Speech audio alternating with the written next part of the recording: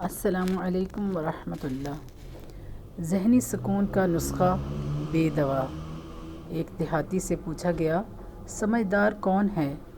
کہا، ذہین مگر جان بوجھ کر لوگوں کے معاملات سے غفلت برتنے والا، یعنی کسی کے عیب اور اپنی طبیعت کے خلاف کام دیکھ کر ایسا ظاہر کرے جیسے کچھ دیکھا ہی نہ ہو۔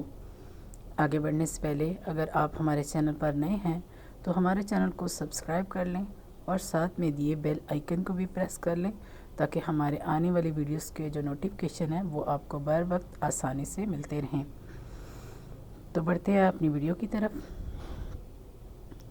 خطا دیکھ کر بھی نہ دیکھے، حاسد دیکھ کر بھی اس سے درگزر کرے، دشمن دیکھ کر بھی توجہ نہ کرے، فتنہ دیکھ کر مائل نہ ہو، بہت زیادہ باتوں سے حیل و حجت سے دور رہے، رات آئے تو ہر انسان کے بارے میں اس کا دل صاف ہو، صبح ہو تو سب سے سلام و کلام کرے، تغافل برتنا یعنی سب کچھ دیکھ کر اندیکھا کرنا اعلیٰ ترین لوگوں کا طریقہ ہے۔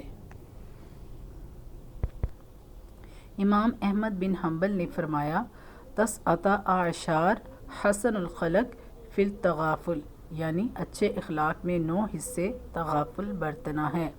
امیر معاویہ رضی اللہ تعالی عنہ نے فرمایا، العقل مکیال ثلثۃ الفتۃ وثلثۃ التغافل، یعنی عقل ایک پیمانہ ہے، اس کا 1/3 ذہانت اور 2/3 تغافل کرنا ہے۔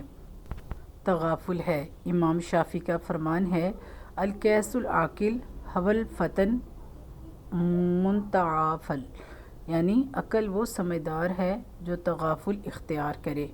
سلطان صلاح الدین ایوبی کے بارے میں علماء نے واضح لکھا کہ وہ کثرت سے تغافل اختیار کرتے تھے۔